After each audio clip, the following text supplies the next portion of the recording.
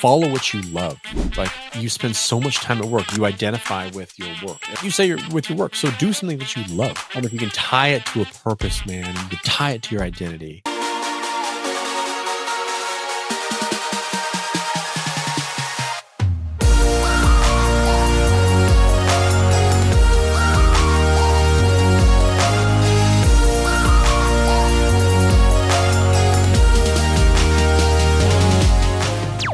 Welcome to another edition of Living Boldly with Purpose. I am Dr. B. I'm your host today, and just, oh man, it is, as we're recording today, it is a Thursday in the afternoon here in Denver, Colorado, and it is a beautiful, just incredible day out there. It's amazing some days when, that you just get to enjoy, because last week we had this cold spell.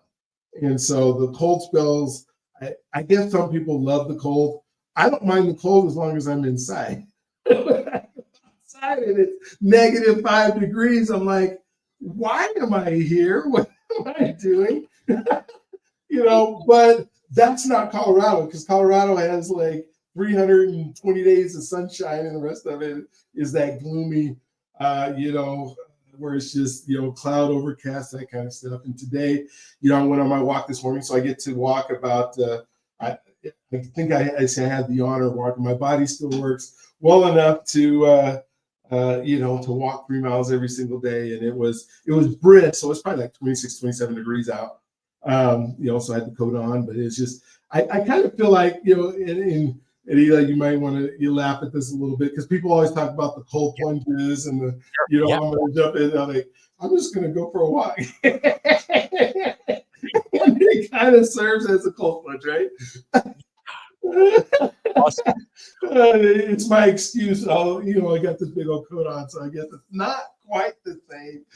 My head gets the cold plunge, but my body is not getting it as much. But we were just talking before we turned on the record button. About how exciting life can be, and how many fun things that we can do, and the energy of life that allows us to be in there. So he said, I just got to do an event where we made an impact in people's life. And when I think about purpose, and I think about living in purpose, I don't know if you can be in purpose without serving others. And being able to find a way to make people's lives better. When I think about fulfillment, the Pursuit of Happiness is that movie that we see. And I don't know if we're all in that pursuit of happiness, but I think we're in that pursuit of fulfillment and being fulfilled. And, I was at a guest the other day, and he said there's like 3 areas where we feel fulfillment in our lives. One is our learning. The other is love. When we're loving, we feel fulfilled. When we're learning things and we're moving forward. And then the third one is when we're giving, and when we're giving of ourselves. And those are those kind of 3 areas that I was really concentrating on today. I was thinking about, what does that look like? What is that? If I'm in that creative phase, that's when I'm learning so I can create. I'm loving so I can be in relationship and then I'm, in that giving space so that I can, give to others and be out there. So today I've asked Eli to tell a story, because I want to know exactly what you did, what you guys were doing and helping people and making an impact and making a difference. So I asked him to tell a story like I do all of our guests. Sure. And then we're just going to chop it up after that. And we're going to give you some stuff. I would say, go ahead and get a piece of paper out if you don't have one. Or, for me, I figured out, I don't know if you know, but I figured out when I was walking now, I'm not the brightest, man on the planet. And I'm always trying to take notes. And it was really funny for a while trying to figure out how. I said, I'm going to take me a little pad. But if you've ever been walking and trying to write on a pad, I can't read not one word when I get back. So then I'm going to start texting myself, right?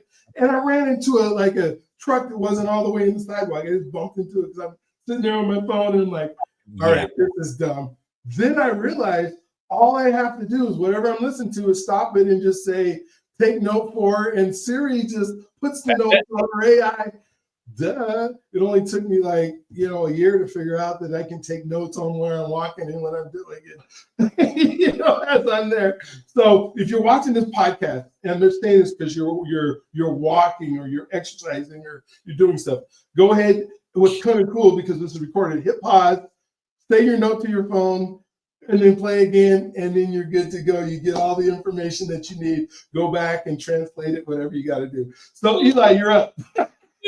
That's awesome, man. I love your energy. I love the life that we live. I mean, some of the stuff you just said, like, how lucky are we that we can just talk into our phone and say, "Hey Siri," and just jot a note down. I know.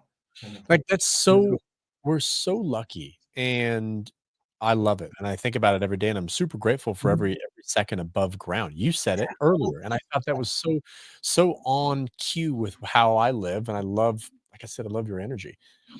Couple things there. One, I mean, this is kind of a random note. I was at a networking event last night, and somebody asked what we do, and I told him what we did, and he was jaw dropped, and he was like, super excited, and he pulled his phone out, and then he flipped it on the backside, and then he had a notepad that was like attached to it, and he was jotting down notes using the phone as like a back support, so he could actually write on it. And I was So you can actually talk into it. saying, because I, like you, can't read my handwriting most of the time, but I love the sensation of pen to paper. I think there's dopamine associated with crossing stuff off and kind of more memorization. I mean, it really depends on how you learn and how you absorb information, but a lot of people are that pen and paper person. I know that that's how I journal. That's how I journal every night. I have to-do lists on paper every day, and that's just how I work. Have And you looked at that Remarkable yet? That's one thing I've been using is having the Remarkable. I do have one. Yeah, like it. I love it. Here's the reason I love it, because I got stuff like this all over the house, notes, sticky notes, and all that other kind of stuff. And so at least when I'm writing it on the Remarkable, it's in one place and it gets transferred to I my know. computer and everything. And so I carry it wherever I go. And I can transfer my text notes, and it will also translate my writing that's so bad onto a thing. So, and it feels like literally you're writing on the way that the tablet is. It's not super sophisticated as far as technology, and this is not an advertisement for Remarkable. It's something that I've been using. I sat down with a pastor last week, and I was using it to take notes after the service, and he's like, "I have one of those. I use it for everything." And Yeah. so I'm finding it more and more that it's just a super light. It's easy to move around. I can get stuff on it. So between that, because I'm the type of person that, like when I wrote my book, I spoke into the mic to write my book. I don't think I would have been able to write my book Yeah. without the technology, because I'm not a keyboard person. And my son, he told my I have a 5-year-old. I have 16 grandkids, so I'm trying to remember which kid this is. So I have 8 children and 16 grandkids at this point. I'm gonna be 60 in 2 weeks. So I know I don't look 60, but I'm gonna be 3 miles a day. Let's go. yeah. So Clark is 6, I think, and Zoe's at 8. And my son was saying, well, they were writing their stories because they wanted to read the stories to me, and they're using a keyboard. And I said, Stefan, that's my son's name. I said, why are they using a keyboard? Why are you teaching them a keyboard right now? Because by the time they get to high school, I don't know if we'll ever use a keyboard again. I know. I don't use it. I very rarely use it. It moves so fast. Wow. Yeah, it's an incredible world. So, I love however you take notes, let's do it. I do, man. And kind of another thing you said in the beginning, and I've been really fascinated and kind of I'm a curious man. I'm a very curious. I think that's a huge like superpower that I have been blessed with, is always being curious. And a word I've been curious about recently is pursuit. And particularly when you blend it with happiness, pursuit of happiness. And Mhm. I I don't like it. I really don't. I don't like that term pursuit of happiness, because to me it's like I'm always going to be chasing and I'm never going to have it. Like I'm pursuing something that wait, what if I'm already happy? Like I don't need to pursue happiness. What is happiness? How do you define my happiness versus your happiness? So I like that. that word pursuit, I read this book called The Gap and the Gain by Dan Sullivan. I never read it. It's awesome. And he talks a lot about that. He talks about how do you measure success? First, you need to determine what is that for you. It's different for everybody. For me, I have a very different definition of it. But where did you start and where you are today? That is how you look back. You connect the Mhm. dots backwards. You can't connect the dots forward. So those backward dots, where you are, that is your gain. But this mirage of this pursuit of happiness or where you want to go, where you think you need to go, when you reach that, you're gonna there's it's not nothing's gonna change. Your day doesn't change instantly. So that is a kind of a gap mindset where you're never happy with where you are today. And you have already said multiple things that allude to being happy today and being thankful and grateful for everything that we have. That's how I live, man, and that's how we teach all of our students. That's how our program is built on intentionality and present and just being, who you are and why you are the way you are. Yeah. So, And while you're on that, I want to ask you because I heard I don't know how many guests ago that I did, and I've really been talking about it and contemplating it, and it's a definition of enough. oh, And when we it's think about enough, the definition that she said was enough is not an amount. yeah, It's a relationship with what you have right now and where you are right now. yeah. And just what you're saying, right? In that whole pursuit, because it'll never be enough if there's an amount you're trying to hit, because the amount will continue to change. It's always gonna change. It's always this Yeah. casting. I use the term mirage, right? Mhm. Mirage, like this distance in a desert, right? It looks the same, and you just continue to go and go into this horizon, and you're never gonna reach that. And, like, when do you consider it enough? And there's a great book. We actually have all of our students read it. It's called The Art of Stillness, I think, by Ryan Holiday. Okay. It's actually in our program. So whoever's listening, you're gonna get a little sneak peek into that. That book has changed hundreds of lives in our program, and one of the things they talk about is enough. And Tiger Woods was one of my role models growing up.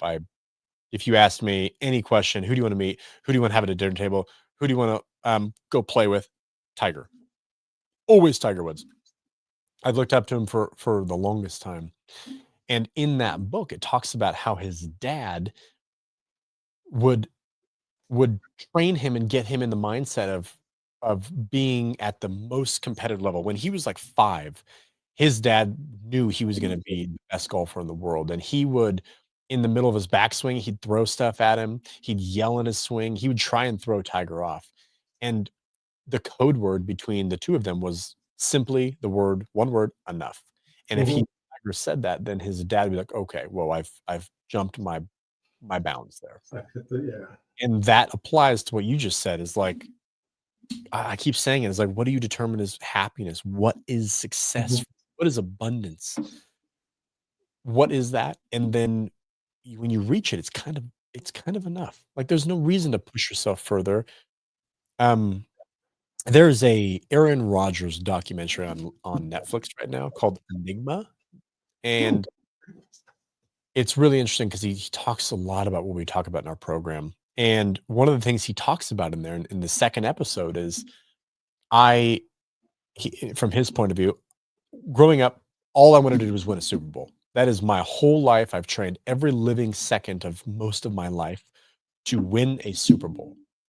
When he won that Super Bowl, he had this massive identity crisis where he's like, "Whoa, who is Aaron Rodgers now? Like, What's next? I Yeah. man, I did it. Like, what is next? I have nothing to look forward to."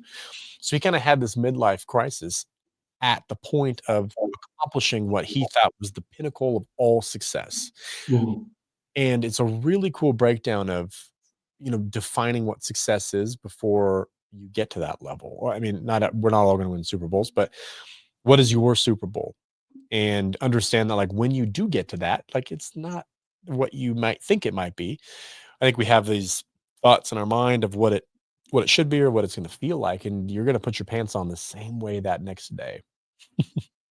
Yeah, you really are. I mean, yeah, it's not. It never is, right? Because it's such, what we're trying to achieve all the time, and then when you hit it, it's like, okay, Yeah. now what? What's next? What do I go next? And sometimes I have an issue with just goals having these dates on the end because I think of outcomes. I think of what Exactly. I'm trying to do. Why do I need to? because I don't get to control the date. There's You so know? many things I can't control. I can control my activity. I can control the things I do, but I can't control exactly, for me, when God's going to say, this is the time, or I've now become the person who can do the thing. Exactly. That allows me to have whatever it is. And so, So true, man. That's so true. I love that. I love it. Well, I'm happy to kind of tell you about my background, my story, yeah, let's career, hear it. give Go. kind of lay that out to you guys.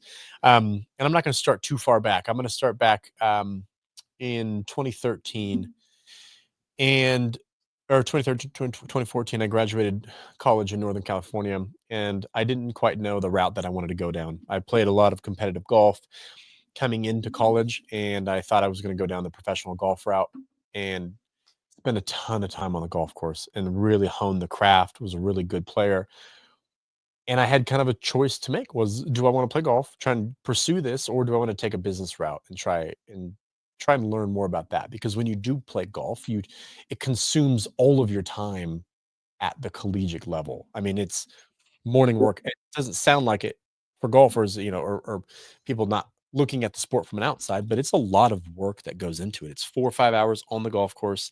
You've got practice on top of that, and you have your workouts to do. So your school schedule kind of crafts around that. Mhm. And I decided, like, hey, let's just go down the business route. I was a good player, but I don't know if I could fully break the pro scene. So, anyways, I spent a lot of time playing golf. Got into college, and I met an incredible group through a business fraternity. And in that, I was able to join and co-found a social network called Soul ID, and it was a social network for action and adventure sports. In my world, my background has always been, aside from golf, it's been in the action adventure sport world, mountain biking, dirt biking, snowboarding. Those are all things that I love, and I know in Colorado you get a lot of that too. Uh, so that's my heartbeat, that's my passion, it's what gives me Mhm. my clarity in life, doing that. So this startup that I got involved in, I've never been to startups, I didn't really know the whole world, and it was really my gateway drug, you can call it, into entrepreneurship. And in that startup, I bumped shoulders with all of the people that I considered my childhood heroes. I mean, if anybody knows anything about the sports, Olympian Shaun White, big snowboarder, I was Mhm. bumping shoulders with him. I was in the arena with him while he's winning all this stuff. I'm bumping shoulders. They're all on our app. They're all on our network. They're on our social um, media platform that we were building. And we were in 197 countries. And we grew this thing to where we were just cruising. We weren't making money. And the reason you're not making money is because it's so hard to make money in social media. I think Twitter and Facebook, I heard something, there's still like 10 years or whatever until they pay off their debt. I don't It's such a money pit, and it's so hard from a neuroscience perspective to pull you from Instagram, where you're getting dopamine, you're getting Mhm. likes and engagement because you have a following, over to a social network where you have nothing. So this social network was designed around whatever sport you participated in. There was a network silo for each of these networks. It's only snowboarding content, it's only mountain biking content, it's only skateboarding content. So by bumping shoulders, I realized that, hey, I can turn a passion into something that can change lives. I can turn a passion into work, and I don't have to think about it as work every day. I always come back to golf because I heard something. When you're growing up, you're playing golf. You're the youngest one typically in a foursome on the weekends, right? It's a group of people that you go out and play with, and it's usually older people. So as a young person, you're having to learn to create conversation. Otherwise, it's really awkward for 4 hours. So I started talking to these older guys, and they said, "Man, the worst day of golf is better than the best day of work." And that stuck with me, man. I'm like, there's no way in hell I am doing that in my life. I'm never gonna do that. I'm never gonna be that. If I ever say that, there's a serious problem. So that Yeah. was kind of like the seed that I never really knew. And Mhm. I got introduced to the startup world. I got introduced to this passion-based thing, and that's actually an opportunity. So that kind of sparked my route into more adventure sports. From there, I went on to build an e-commerce brand called Winterial. It was kind of like your REI online. It was my own private label products. everything from snowshoes, snow goggles, to backpacks, to trekking poles, to tents, to backpacking sleeping bags. Had about 300 SKUs. I spent some time in China learning how to source, learning how to um, interact with factory owners, and the whole culture around China was really wild and just a crazy, crazy shape shifting moment in my life.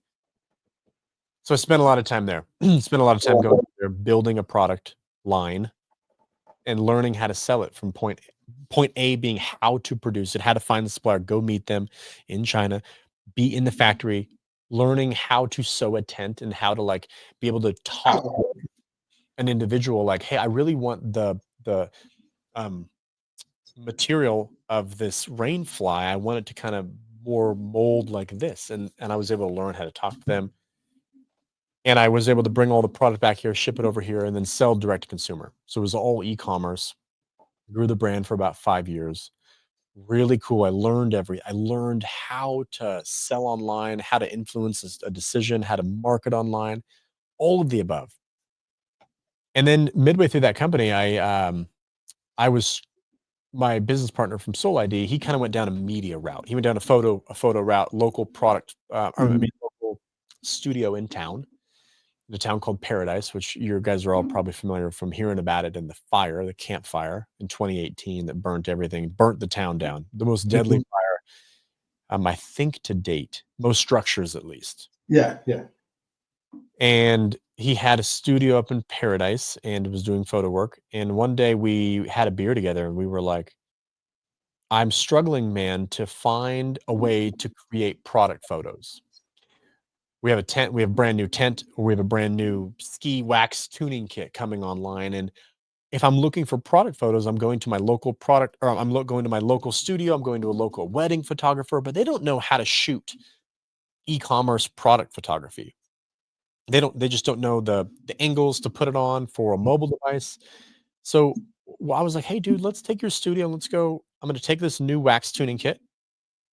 Hasn't been on the market for a long time. It's on page 3 of Amazon. Let's redo all the product photos. And we went into the studio one night, really late till midnight, and we created some of the most epic product photos that you'll ever see for a wax tuning kit.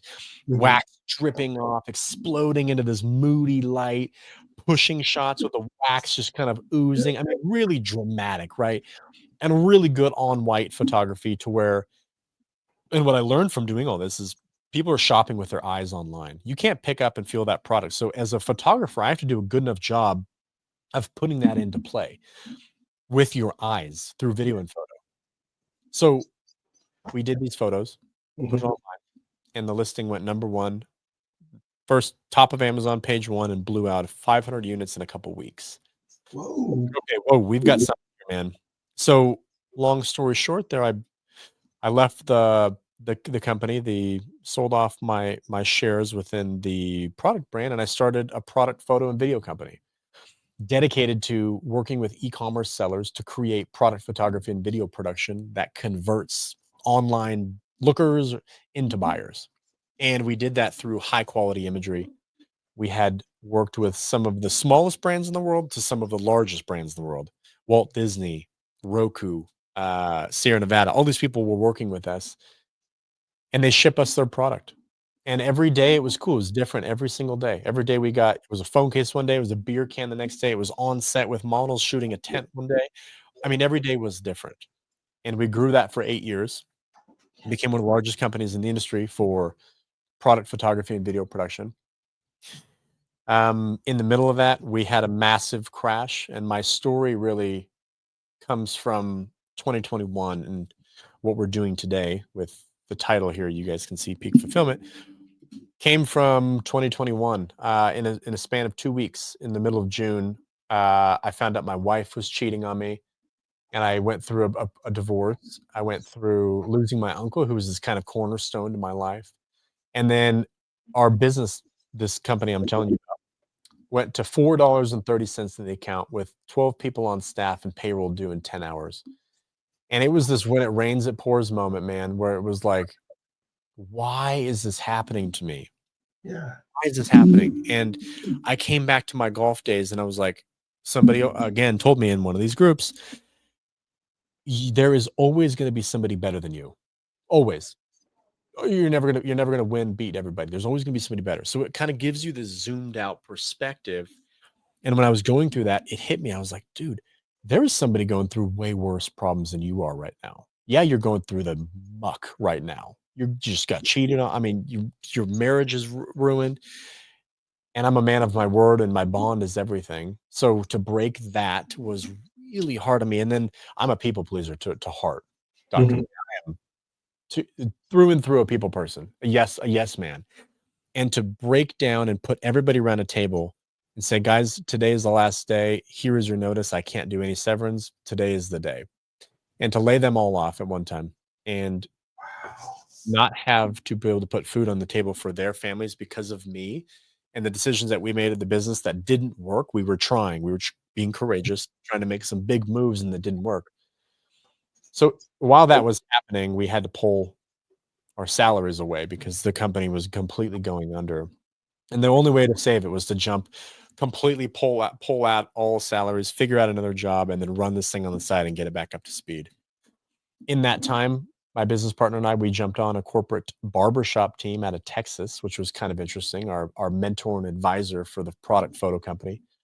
Incredible, some of the highest accolades individuals that I've ever been a part of. And he's kind of been my this father figure mentor in my life, said, Mhm. "Hey guys, I just took the CEO role at a franchise barbershop men's grooming concept in Texas, and I want you guys to jump in this foxhole with me, and I want you to run the corporate team, and I want you to run the whole thing." I was like, "All right, sounds good, man. Like anything, we're in a time of all our books." Like, guys, you need to get out of here. What are you doing? So balancing both irons in the fire. And then in the middle of that, it was like, I'm not fulfilled, man. Yeah. Kyle and I looked at each other one day. Went to the driving range. Dude, I don't feel fulfillment. Like I need to leave a legacy. And like, what is that right now? I'm not feeling it. I'm not getting paid a dime for trying to keep this company afloat. I'm not fulfilled. Barbering and the world of franchising is not a passion of mine. And we've been told for years and years, you guys need a coach. Like, I want you guys to coach me. We've built really cool company cultures over the years, and we've driven a lot of positive energy. And we had all these people say, "You guys need a coach. Please coach. Please coach." So we dabbled into coaching. We got certified as life coaches. We started to kind of go down the route of men's coaching in the entrepreneur world because that is who follows us. We've run a podcast for 8 years, and it's usually male entrepreneurs. So I got, let's try and coach them, and it wasn't working well. And then one day it hit us. What about the thing that we did when we were going through the trauma?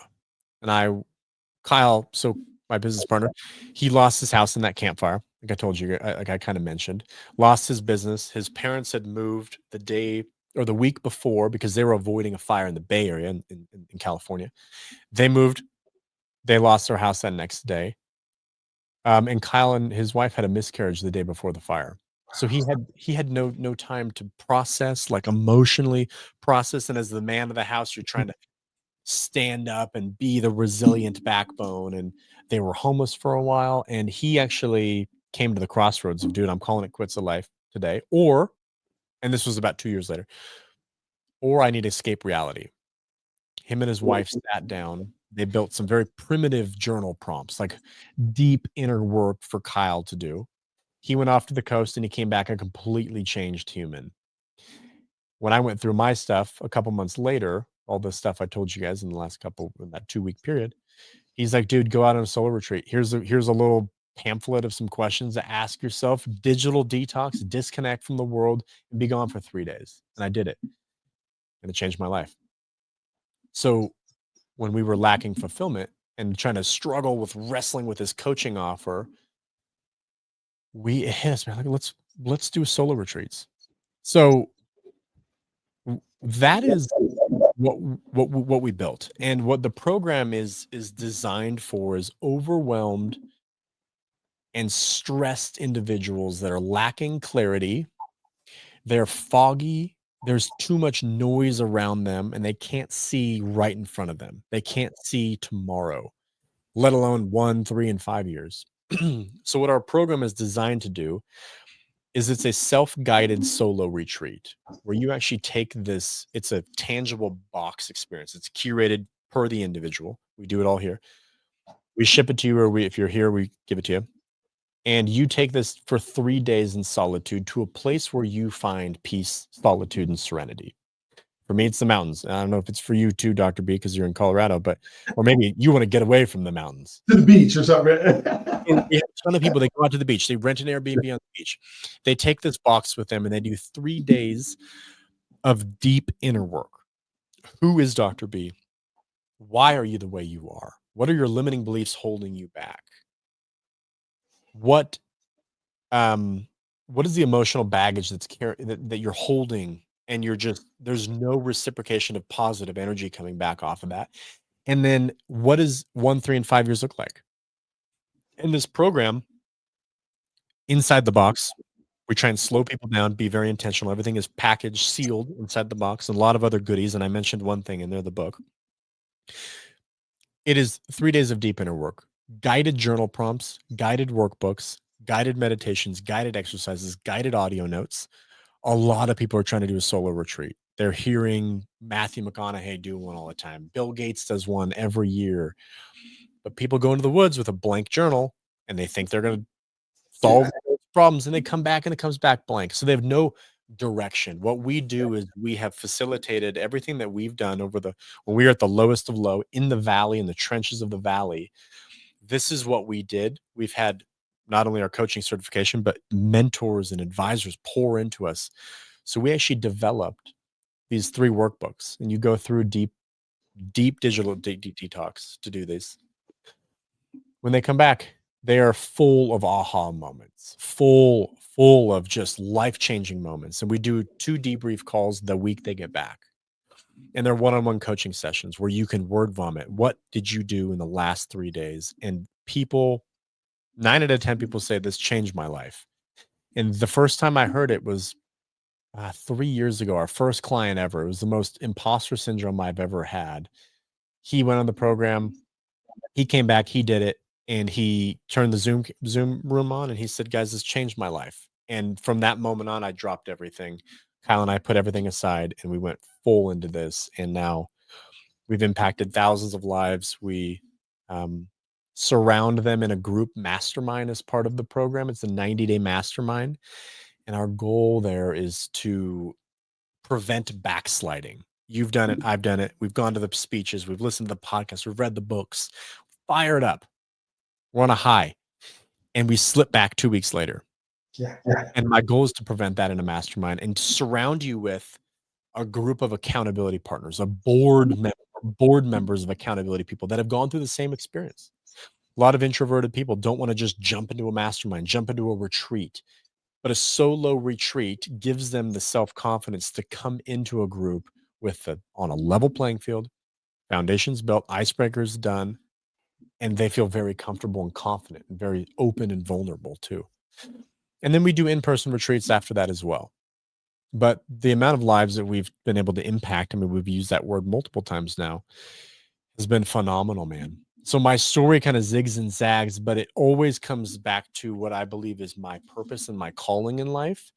And the only way that I figured that out was going through deep adversity and then ultimately going on a solo retreat and asking myself, who is Eli? Why did God put you here? What why are you here, man? What is your calling? And just being raw with myself. And I found it. I found out what is my purpose. And honestly, very attracted to your podcast because of that. So, Dr. B, I tried to be short, but I think I probably went like 15 minutes of blabbering there. Oh no, this is my mind is racing so much right now because of your story and the things. Because as I listen, I tell people I get to be the luckiest person on any of these podcasts because I get to grow and learn from everybody's story. And one of the things that I love to talk about, and I have several questions as a result of your story, is identity. And the identity that we hold for ourselves. I guess I think I was at a Tony Robbins thing, and he was saying how it's the most powerful force in the universe is being congruent with the identity that you hold for yourself. I left like 20 years ago, and it's still in my mind of what that is. Right? Power. Yeah.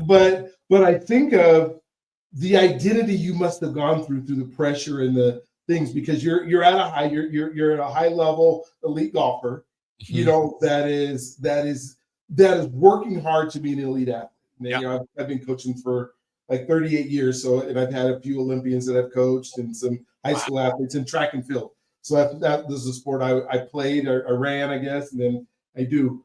But at the same time, you go, okay, so now you get a business, it goes like crazy real quick, and then boom, everything falls out. How has your identity been affected, and what have you done, I guess would be my question, to make sure, and it might have been these retreats and everything else, that you can be congruent with that identity, right? That Sure, you man. got the belief system, you know how to do things, right? You've been at the top, and then it all falls out. And how do you reconcile that? Man, it is resilience is like the key word that I've Mhm, always used, and I think about I'm an analogy guy and like a metaphor guy, mhm, and I've always I don't know why, I've never even heard it, I just kinda thought about it one day, it's like, it was like spinning pots, like the spinning when you're like bending a pot, right, there's like a spinning table.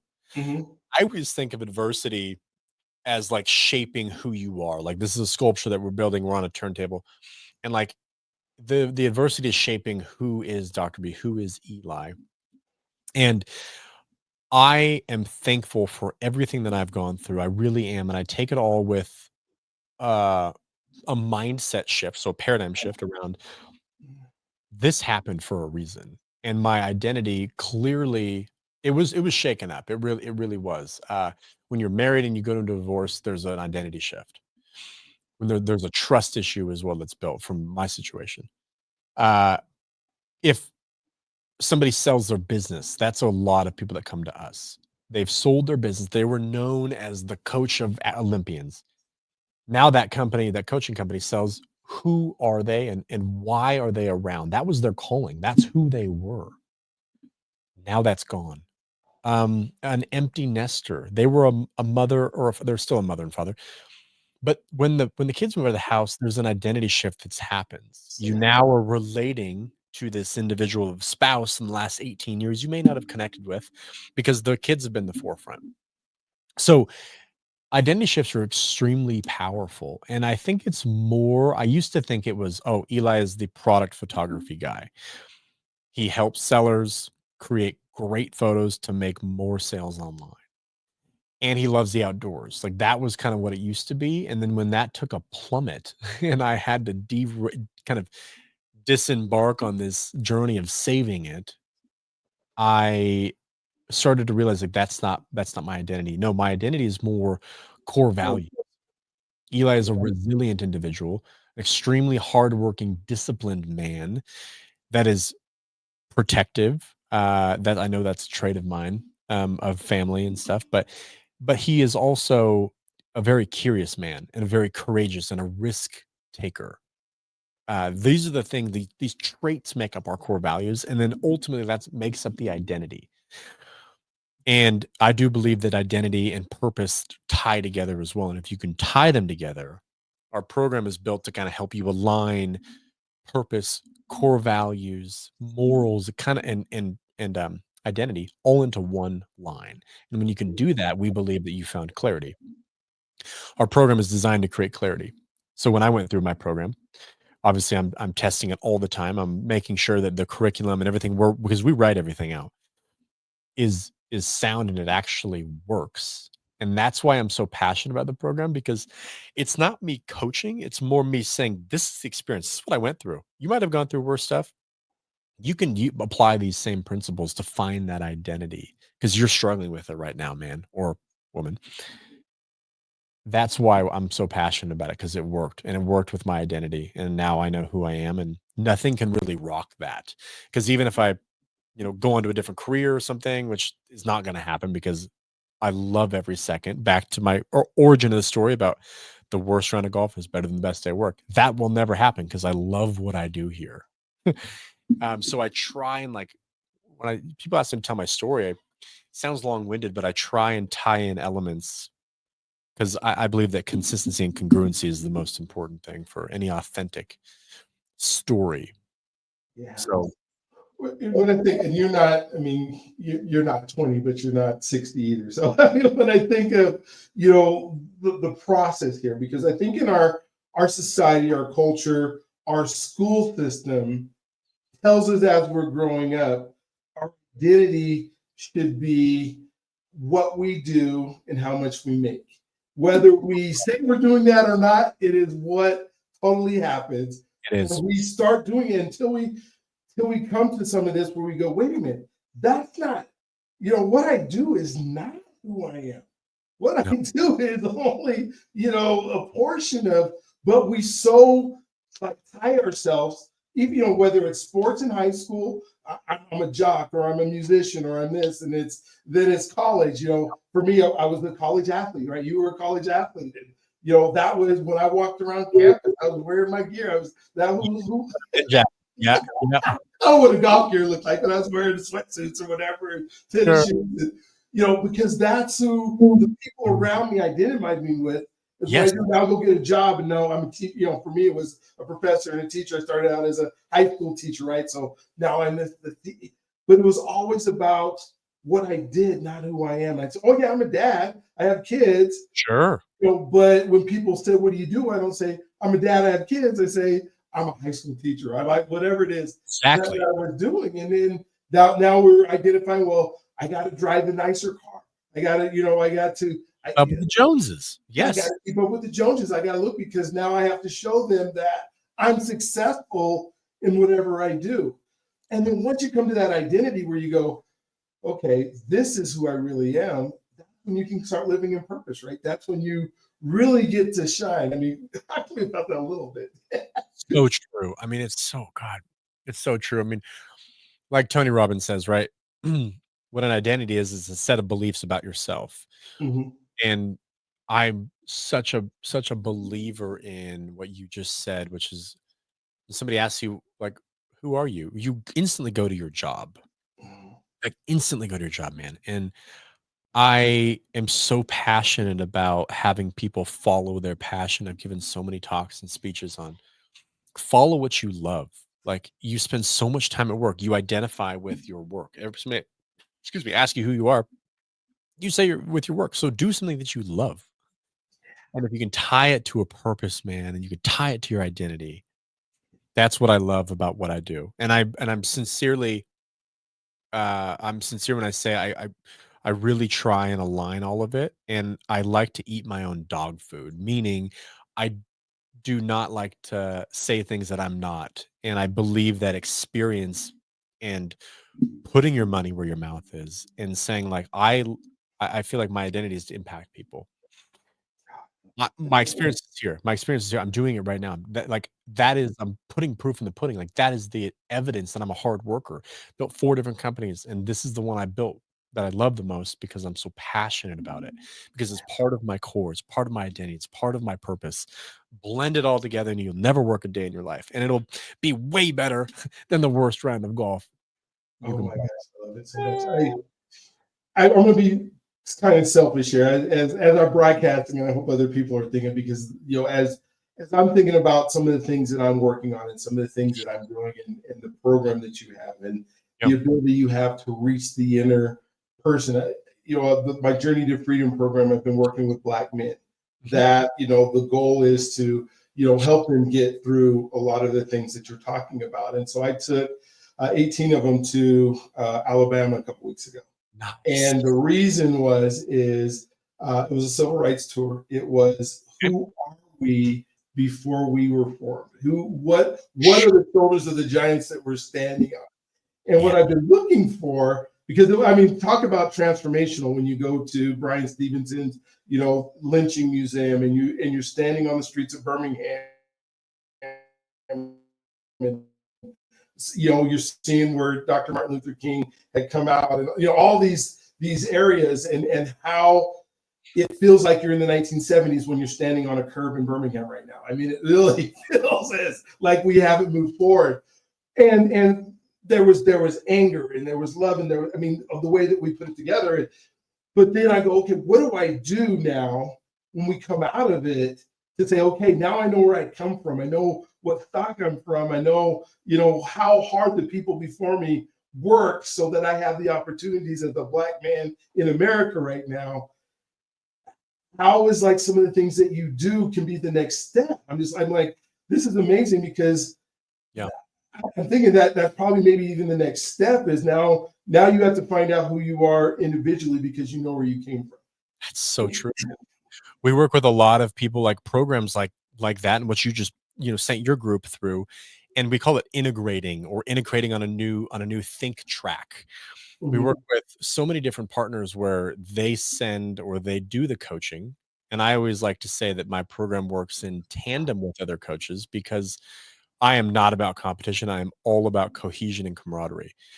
And if again, it comes back to impact, if I can impact an individual, I don't care who does it, I want to impact an individual. And you're amazing at what you do. We're amazing at what we do. I believe that the answer is inside of all of us. You need solitude and a disconnect to find that again with guided nature. I'm not there. It's self-discipline at its finest, and you know who you are. And then we do a lot of where we pass back to the coach because now that individual knows exactly who they are and they have an incredible foundation of self-awareness Yeah. that coach actually has way better experience coaching and they can move quicker with that individual. So it's so fun to like work in tandem with so many people. I love Mhm. it. And I love what you said. We've done a lot of those integrations. A lot of interesting things in Oregon happening. It's a little more woo woo out here, but there's a lot of legal psilocybin spots Mhm. opening up. And we do a lot of integrations after they do their journeys where they come now that they understand who they are a little bit better, they go deeper and they do a solo retreat through our program. Oh man, that's so cool. And I love, and maybe you can talk about this a little bit, is um, when you said, "Well, I'm not in competition." Yeah. So many of us think that, and maybe that we there's a lack. Like if I let you have something, then I have to take away from me, and there's not enough for all of us. And there is so much abundance that is there if we were willing to work with each other and do things. There's just even more. We come up with more resources. Not there's not a lack of resources because we figure out how to help folks. Maybe help me and other folks understand that there isn't this lack thing that we grow up with that says, in order for you to have, Mhm. you have to come from me. And I think that when I think of even our civil rights, work that we were doing just by going there and seeing, it was all about this, somehow if I give something to you, it takes something away from me. Oh, man, yeah, I don't know where that like root was concreted. Like I just I don't understand that. I mean, I get it. I get where it's coming from, but I also I just don't think like that.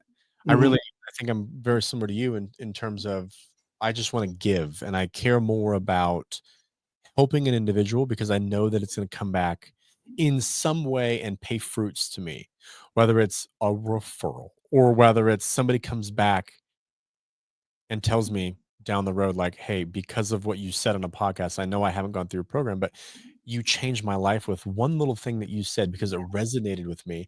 And you, because of those words, you have illuminated my path forward. I can now see forward because of your illumination.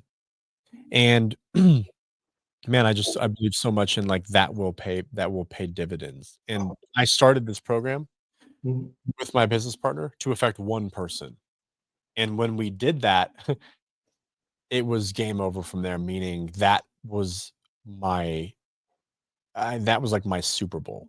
I got it and I got it quick because somebody told me, and I wrote it in one of my solar retreats and said, when I hear the words, this changed my life, it will spark a massive fire under my butt. And the next week we had this first debrief and this person said it and it changed my life. And again, my goal was to affect one person. And then what I learned, little did I know, he told all these people, he told his spouse, he told his grandkids, he told all these people, and he not even told them about the solo retreat, peak fulfillment. He told them about what he learned about himself, and he learned about being present and intentional. And though his grandkids and all these different stakeholders did not go on a solo retreat, my program, my words and teachings impacted them. And that was the moment to be like, whoa, I can really touch a lot of people and move them with positivity. When you think about like how important it is to disconnect, Mhm. and this comparison tool it's not even a tool, it's just like a comparison engine that we Sure. get onto these things, and all we do is search all day long, and then we compare our lives to not even the real lives of people, just Highlights. that they put online, It's, right? it's And, tough. and to be able to disconnect, how powerful is that? Because I think some of us, I mean, we're addicted. We're addicted to the dopamine. We're addicted to, and I look at it as there's education and entertainment. I try to stay away from the entertainment side of it as much as I can, because I see people in proximity to other people acting like the outside world is more important than the relationship you're having right there, or even the relationship with. How do you think, if the first thing you do is pick up your phone, the last thing you do is pick up your phone before you put it down? Like, Oh, it just irks me more than anything. I hate seeing my wife is so good at it, and I love her so much for it, and it's a way that we connect. But when we go out to dinner, we put phones are down, phones are in her purse. We don't even look at them. They're on do not disturb. And we have just a very intimate conversation back and forth. But what we love to do is we love to just like turn and look at what's going on in the restaurant. And 90% of people are on their phones. There are couples that are on a date. There's families that are everybody's on a device. That's just such a small example, but the comparison factor is so deadly. You go down who is not an authentic version of who you are. You try and put this mask on to be this person that you're not. That's not who you are.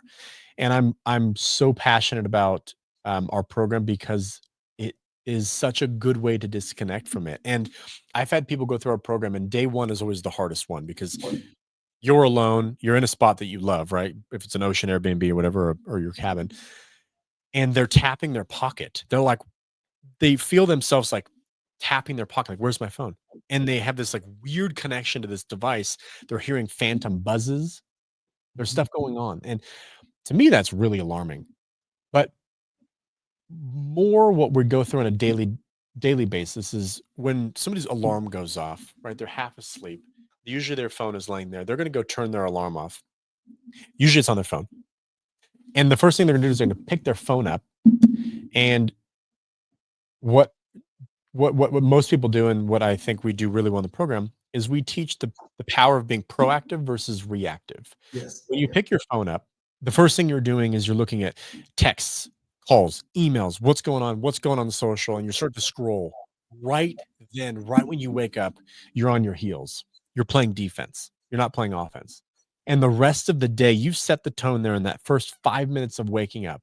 It's 6 in the morning and it's 6:05, and you've already set your tone to be a reactionary day where you're putting fires out and you're defensive, and like your energy is again just very defensive, and you're not looking forward, and you're losing a lot of opportunities. You're straining relationships versus being proactive, man, and knowing how to put in, different self-disciplinary tools. And I'm very passionate about that, man. That's Good. Thank you for that, because it's, as we got to disconnect, and I tell people, hey, don't, it's just the do. We have to do something all day instead of be. And I can tell your program is no, we get to be. I remember when I was a professor, and I went to Azusa Pacific University, and they took us up to Yosemite, okay. and then they gave us a whistle and told us to be out in the middle of, for 24 hours by ourselves. And I'm like, I don't know what to do. I kept doing stuff like picking up logs and doing stuff. But then when I just got to sit Yeah, and be, be that's when your present. world changes. It really does. Oh my gosh, this has been so. I mean, we are almost at an hour right now, and so I want to make sure I give you. Mm, You know, I gee, love this. good. Um, I want to, whatever we didn't talk about that you want to make sure we talk about. I want to make sure you get people, access to whatever they do, whatever, because I want to make sure I give you that opportunity. But this has been so good. I can't. I want to do it again and again and again, because Down the Oh, heck yeah. I mean, if people are interested in the program, there's a couple different spots to take a look at. And I mean, one, there is a direct email. You can reach me at eli@peakfulfillmentcoaching.com. Follow me on LinkedIn. I'm really active on LinkedIn. Uh, and then the next two places to go, I'm gonna say is myclarityscore.com. We launched a recent clarity assessment to determine what how clear are you in life, and it's on a rating scale of 200, and based on how you answer these certain questions, it spits out, it's all free, it spits out where are you on this clarity Richter scale, and what can you do, what are some tips and tools and things you could do to implement in a day, like action items today, to be more clear in life. And then ultimately it kind of tells you what is the power of a solo retreat. So it's powered by Peak Fulfillment. And peakfulfillment.co is where you go to check out all you need to know about a solo retreat, watch testimonials of people that have gone on it, watch their life-changing stories, and you can connect with us there too. But there's just so many different places. Type in Peak Fulfillment, you'll find us. who is the person that shouldn't go through, should not, you should be fulfillment, because who is that person? And people that are not open to learning new things, I think meditation for a lot of people is something, oh man, like I can't just sit still, to your point in Yosemite. Um, so somebody that's not really open-minded. I used to say people that haven't had any personal development experience, but that's not really true anymore. You need to be able to put your ego away. You have ego, you need to be more vulnerable, not only with your stakeholders, but with you and yourself. Look yourself in the mirror and say, you know what, Eli, you've got to deal with this, man. And if you don't deal with it, what are the consequences to your stakeholders in your life, right? Even to the point of like, if I'm not physically active or I'm eating poorly, the people around me are looking. And what happens if my child is influenced by that and it continues to go? Like, I mean, there's so many different funnels that this thing can go down. But I'm so passionate about what we do.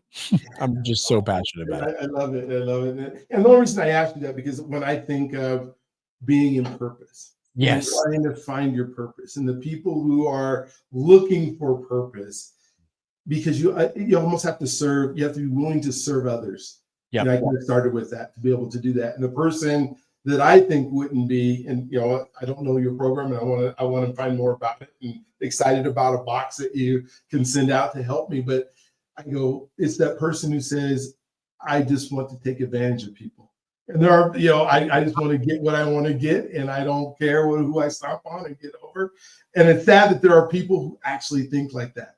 Like your thieves, I guess, are the people that will go out and rob you and take from you, and somehow justify that's okay. Yep. Would not be a good person that would go through trying to find out about themselves, because It they would. would find. Yeah, yeah, they find out. Maybe they need to go on one actually. Now that So as I said that, I go, well, maybe they are the absolute person. yeah, yeah, exactly. It's really closed-minded people that are just not willing to learn more, not willing to be curious, not willing to admit that, hey, you know what? I am kind of irritable. I am kind of overwhelmed and stressed, and I legitimately don't know my path forward. I have no confidence. I have no momentum. I have no fulfillment in my life. Those people who have hit a plateau, we're seeing a lot of it out of COVID. People are just still in this like very plateaued life. They're in the hamster wheel. They're not doing anything in life. They have no legacy. Those people are great to kind of shake them up. Be like, hey, wake up, go on a solo retreat. Those are great individuals. So I want you to take the last minute and just talk to the person like yourself who's been really successful, who has, had some things happen in their life, but are at that point where things are not happening, and what you can do to encourage them to get out of whatever that's happened to them, the things that life has happened to them and done to them. And not that they're victims, because none of us who've been successful feel like we're victims. But at the same time, we're just in despair. We feel like we can't move on. We don't have any place to go. Just maybe finish up with what you Yeah, said. great tee up, man. Thank you so much. I would say, and I said this, I think earlier, we can only connect our dots backwards. We can't connect them forwards. What I would tell you today is no matter what you're trying to accomplish or what you think you can't do, you see these people again, you're comparing yourself, first of all. You're looking on, and so I would avoid you from doing that. But what I would tell you is if you look back and you reflect back, you have a lot of wins in there. You have a lot of wins that are like, "Man, I did that?" And you need to go back and reflect on how proud you are of those wins. And what I would recommend you do, this is what I do, is I journal every night. I journal in the morning and I journal at night. And my nightly journaling session is a 10-minute journal session, and it is all about the wins that I had that day. The wins that I had could be very small wins. I ate a healthy breakfast. I went to the gym this morning. I had a great conversation with my business partner. We closed a sale. Whatever that might be, document the wins, small or big. And what you'll find is a week down the road, a month down the road, a year down the road, if you can stay consistent, again, a level of self-discipline, you're going to go back and you're going to be extremely proud and blown away. Holy crap, Eli, look at all these wins, man. You have 30 days of 5 wins a day. That is wild. And that starts to build that self-confidence that, dude, you can do anything you want. Dude or woman, I don't care. You can do whatever you want because you have that self-confidence. Like, I have wins, man. And you've got to be proud of those because tomorrow is not guaranteed. And why would you want to go out feeling like you have regret, you have um just this feeling of lacking fulfillment. Like you have fulfillment and you can shape. It's all about how you see your past. And like you said, not victim, but how did you see your past and how does that why did that happen? There's a reason that it happened. And I always look back on wins, man. I always look back on being very proud of what I've accomplished because it gives me that momentum. And I would recommend journaling. I really would. I really would. And it gets thoughts out. We talked about remarkable. I'm honestly thinking about getting one now that you told me. That's so cool, man. I'm very jealous. Yes, I'm very jealous. Uh, so that's what I would recommend is journal, get something down on paper, get your thoughts out, get it out of your head, and then reflect. Look back. And the last thing I'll say again, I'm an analogy guy and a metaphor guy. Right now, your glass could be very muddy. It could be very, very muddy and silty, and you can't see through that glass of water because it's mucky. Now, if you sit there and you reflect and you let the glass sit on the table, what's going to happen is that dust will settle all to the bottom and you will finally have that clarity. But what it takes is time, stillness, don't move that cup, and to reflect on everything that you've done, and you will find clarity in that. Thank you so much, Eli. This has been enlightening. It has been amazing when I think of success leaving clues Yeah. and wanting to find stuff. It reminded me of the quote that if you want to have what other people have, you have to be willing to do what other people are willing to do. But I think what's left out of that quote is you also have to be the best you can be. You have to be the person who can do what it is that it allows you to have. That And so journaling, to think about that, what I realized in my walks, right? I don't have to journal. If I'm a terrible writer and I'm journaling, I can talk to yes. the journals and listen back to. And if you've ever done that and you've talked to your thoughts and then listen back what you're thinking, you'll be so surprised at what you're thinking all the time. And then I would say take out and use remarkable, whatever, and write down those wins because we have so many more wins. We just concentrate on the negative stuff of it. I just did 10 great things and I got 2 bad ones, and I'm focusing on those 2 bad things when I had 8 great things that happened. So Exactly. Where does your energy go, man? That's what it's about. It's a positive. If you have positive energy going out, like, or you're going to invest your energy and time in something, I hope it's positive coming back. Don't spend your time on stuff that's holding you back, or relationships, or thought processes. All that stuff needs to be dropped. Yeah, absolutely. And please go to the myclarityscore.com. Go ahead and fill that out. Find out where you're at. Because if you don't know where you're at, it's hard to get to where you're going. And so you're just, it's like it's hard to navigate, if you're lost, right? You got to kind of know where you're at to kind of find your way out of where you're lost. You just can't wander around. Exactly. thank you for being on. Thank you for giving me this hour of your time. I know as busy as you are and the things that you're doing, but this has just been simply amazing. And hit the subscribe button. Here's what I would say though, if this podcast that however you got to it was something that was good for you and something that somebody else could benefit from, go ahead and share it with them. The worst they can do is just not listen to it, right? That's the worst that can happen. And they're not going to be mad at you for sharing something that could possibly help their lives. And so we all know people and then, I don't want to impose, I don't want to do something. But if you know somebody's hurting, somebody is in this space where they're struggling, the best thing you can do as a friend and somebody who loves them is to share it with them, because we can't all do it ourselves. We need it. We need a group of people in the community to do stuff with, to go through life with. Again, Eli, amazing. Can't wait to talk to you again. I'm sure we will. In fact, I promise you we will have a conversation. I love it. Let's do it, man. Oh, cool. So for everything, we'll see you later. Don't forget your God's greatest gift. He loves you if you allow him to.